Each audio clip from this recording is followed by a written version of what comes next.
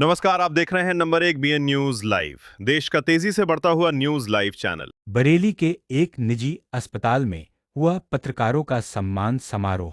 उत्तर प्रदेश के बरेली शहर में मिनी बाईपास स्थित Radhika super speciality and advance trauma centre में जनप्रिय डिजिटल मीडिया पत्रकार सम्मान समारोह का आयोजन किया गया, जिसमें मुख्य अतिथि श्री भूपेंद्र कुर्मी माननीय ब्लॉक प्रमुख शेरगढ़ ने फीता काटकर ट्रामा सेंटर का उद्घाटन किया और सभी पत्रकार बंधुओं को शाल पहनाकर सम्मानित किया।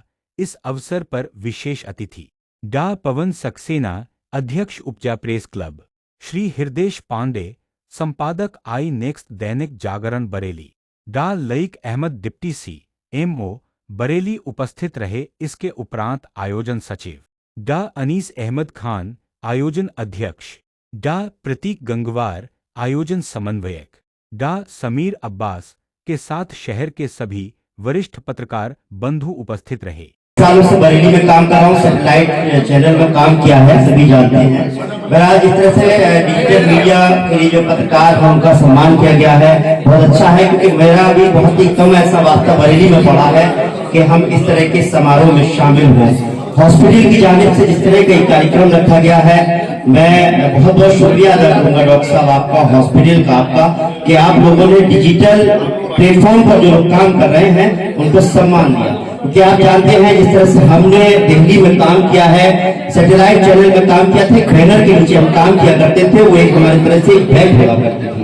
लेकिन हम जितने भी अपना पेज चला करके काम करते हैं, कुछ लोग अलग अलग डिजिटल मीडिया से भी जुड़े हुए हैं, तो इनकी ज्वाइन किया था और बहुत अच्छी सैलरी छोड़कर आया हूँ। और अब मैं समझता हूँ कि जिस तरह से हमें स्ट्रगल करना पड़ता है, मेरे सब भाई हैं, बहुत सारी चीजें ऐसी होती है लोग समझते नहीं है। हमें फोन करते हैं, आप आ जाइए, हमारा ये कवरेज कर दीजिए, वो कवरेज कर दीजिए, लेकिन जिस तरह का सम्मान मिलना चाहिए मेरे भाइयों को, इनको कहीं ना कहीं हमें वो नजर आता है, वो कहीं ना कहीं गैप नजर आता है।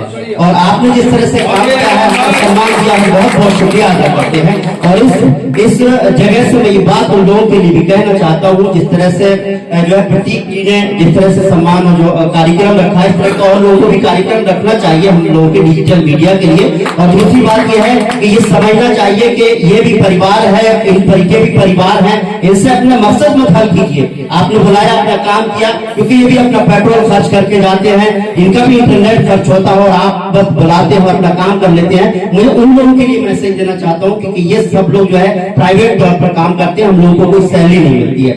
ऐसे उसमें जो लोग इस तरह से सोचते हैं कि हम काम करेंगे, बुला देंगे, संबंधों को बुला लेंगे, रिजवान भाई यहाँ आ जाइए, भाई साहब यहाँ आ जाइए, कर दीजिए, वो कर दीजिए, क्योंकि डिजिटल मीडिया में अगर मैं बता दूं, सही यकीन मानिए, मैं 1.5 लाख की सैलरी पर काम कर रहा होता, मेरे साथी लोग हैं, लेकिन मेरे लिए भी उस तरह की चीजें बरेली जल्पों को चलाना एक मुश्किल होता है। तो ऐसे उसमें मैं अपने साथियों के लिए, अपने लिए, सभी के लिए कहूंगा कि इनका जिस तरह से सम्मान किया है डॉक्टर प्रतीक साहब, मैं बार बार आपका बहुत बहुत शुक्रिया अदा करूंगा। शायद मैंने अपने इस तरह के कार्यक्रम में पहली बार देखा है हमारे साथियों को, खासतौर से डिजिटल मीडिया के लोगों को आपने सम्मानित किया है, इसके लिए मैं वाकई आपका तहे दिल से शुक्रगुजार हूँ। मैं यही कहूंगा आपका हॉस्पिटल तरक्की करे और हमारे भाइयों का इसी तरह से जो है इस तरह से सम्मान करते रहे और इनका ख्याल करते रहे। एक बात और कहना चाहूंगा, क्योंकि हम लोग हॉस्पिटल में काम करते हैं, हम कवरेज भी करते हैं, आपको थोड़ा वक्त जरूर ले रहा हूँ, लेकिन आप लोगों की बात अब समझ से कहना चाहता हूँ, क्योंकि हम जब कवरेज करते हैं तो हमारे संबंधी बनते हैं, दोस्त भी बनते हैं, वो बहुत सारे बहुत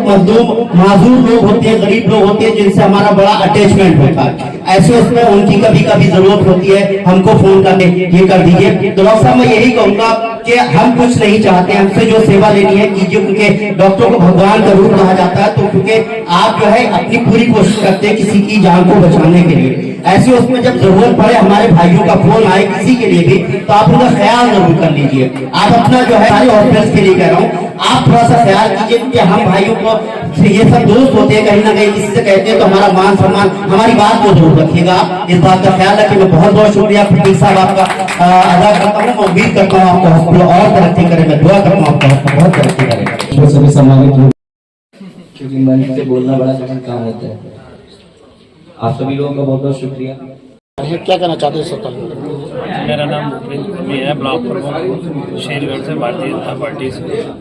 आज जो आप सबके सम्मान समारोह जो आज कार्यक्रम रखा गया था, इसमें मुझे डॉक्टर साहब की तरफ से आमंत्रित किया गया था और मुझे मौका मिला आप सबका सम्मान करने का।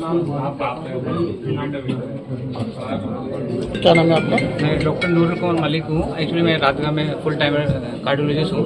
तो ये फंक्शन आप लोगों के लिए स्पेशल चल रहे हैं। हम लोगों ने डिस्कस किया था कि रखा जाए, क्योंकि सम्मान जरूरी है। आप लोग इतनी मेहनत करते हैं, दिन रात कवर भी करते हैं, मगर वो बरेली में ट्रेंड नहीं है। एक्चुअली और जगह भी होता है, तो स्टार्ट किया गया है। इसके लिए हमारे पास आज हम शीशु का इनॉग्रेशन कर रहे हैं। शीशु हमारा जो है एडवांस मॉडल पर हमने शीशु स्टार्ट किया है यहाँ पर। सर को मैंने बताया था, सर ने वो उसको फंक्शनल कर रहे हैं। एक मशीन आई है जो इनको की मशीन है, उसमें 2D 3D 4D echo machine है। इनबिल्ट आर्टिफिशियल इंटेलिजेंस है, जो आजकल का जमाना है। आर्टिफिशियल AI फीचर के इनबिल्ट है, जो एक्चुअली के बेंगलोर वगैरह में हम लोग यूज़ करते थे। सर को मैंने आइडिया दिया, सर ने उसको स्पेशल बेंगलोर से ही शायद मंगाया है सर ने। और सर का दूसरा आइडिया था कि मैंने बोला सर आज का ज़माना AI फीचर का है, उसमें क्या है, एक जो वैल्यू आती है, जो मतलब एक एग्जैक्ट वैल्यू हम निकाल सकते हैं। हम अपने ब्रेन को यूज़ करते हैं और उसका क्या नाम है, इंटेलिजेंस को यूज़ करते हैं, तो एक विशेष वैल्यू जो होती है वो हम उसको निकाल सकते हैं। जो एरर ह्यूमन एरर है, हम उसको कम से कम कर सकते हैं। जैसे आप आजकल रोबोटिक सर्जरी आ गया है, रोबोटिक कैथ लैब आ गया है। ऐसे ये आर्टिफिशियल इनबिल्ट मशीन है, इको मशीन है, वो आज आपके सामने हम दिखाएंगे। अच्छा स्टार्ट है, उसका क्या है, वैल्यू को अच्छा आता है। जब वैल्यू अच्छा आएगा तो डायग्नोसिस अच्छा होगा, तो ट्रीटमेंट अच्छा होगा, उससे पेशेंट की केयर अच्छी होगी। कितने बेड का हॉस्पिटल है ये? सर स्टार्टिंग सर ने किया था 125 से स्टार्ट किया था, अब 150 बेड का प्लान है। एक्चुअली कार्डियोलॉजी और CTVS सर्जरी दोनों एक दूसरे के पैरेलल हैं। CTVS के बिना कार्डियोलॉजी आता हुआ है, कार्डियोलॉजी के बिना CTVS अधूरा है। तो सर के फ्रेंड है, बात चल रही है, उनको भी हम लेके आएंगे।